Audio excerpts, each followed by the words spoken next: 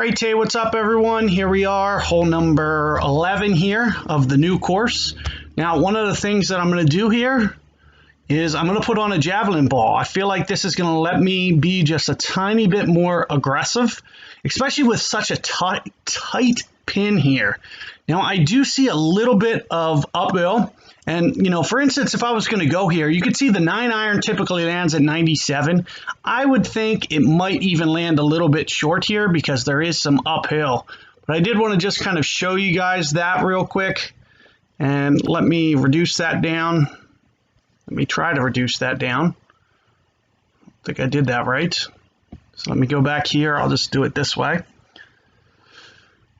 So what this is going to allow me to do is not need to play quite as much wind. And I'm also using that G, the left edge of my G here, to figure out how much wind I need.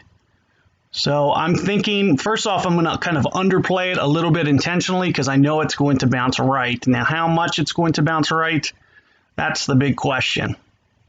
I'm not really sure because I have yet to play this 9. It's kind of my first look, but I can essentially play off feel at this point. And that's kind of what I want to stress to you guys, especially to kind of get you a little bit better. You almost want, if you really kind of study the game and kind of how the ball reacts, you get better at these situations. I've never played this hole, but with the upslope and the right, I have a hunch that this ball is going to almost bounce sideways once it actually lands, especially into a headwind. It's going to maybe even come back a little bit. And that's just from kind of just knowing how the numbers sort of play. So even with not playing this setup, I feel like we could play relatively clean. We might just have some distance issues, but I'm going to kind of rely on that generalization. Let's say typically it lands at 97. I'm thinking with this uphill, maybe it's typically going to land 95, just as a guess.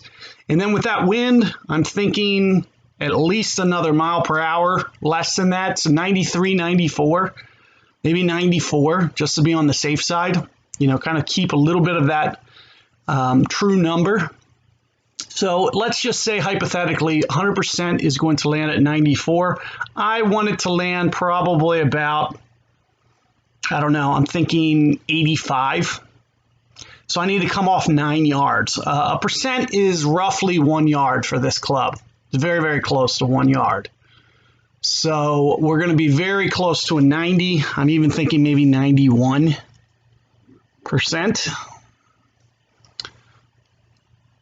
So let's see what this looks like. And, that's one of the advantages to this javelin ball is we can really not have to worry about too much wind effect, and we can almost see kind of the way the ball's naturally going to play out. Now here you can see I've basically pulled back, and I feel relatively straight that I've pulled down. I'm somewhere in between 90 and 91%. Which one's going to register, I don't know. But I'm just barely over that second to last grid there with this. And then aside from that, we're just going to pull straight up. It looks like I might have pulled that a little bit because you can see it actually, it looks like the distance was pretty spot on. I think I pulled it to the right though, because I don't believe that should have played that little in the wind. And as a result, you can see I did roll off the green, but it looked like my distance control was pretty good. And that's kind of just what I want to point to you guys. Now, here's the problem. So I'm going to need to get some grade shot points along the way because I've now missed the green. You don't really want to miss the green because then you're kind of going down the leaderboard. But, as I mentioned, just a little bit unlucky with the way that the wind played there. I felt pretty good about my wind play, and then the ball didn't get to the left of the hole like I anticipated.